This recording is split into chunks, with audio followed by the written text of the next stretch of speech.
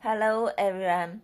Today I would like to tell you one thing that happened 27th December 2024 at Yarswood Immigration Removal Center.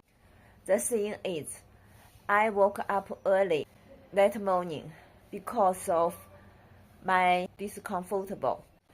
I heard the officials who helped me get back my asylum documents from my backpack from the reception, and she said to the phone, "If you give me money, then I will not manage about her in the future."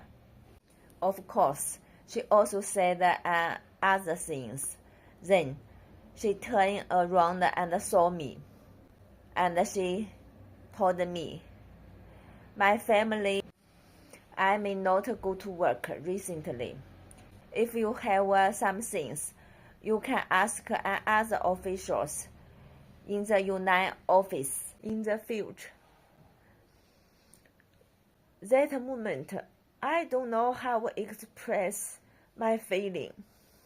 Once, I very grateful her helped me and protected to me. But I'm disappointed again for human nature. Everyone around me is like this. They go from helping me to staying away from me, or even poisoning me.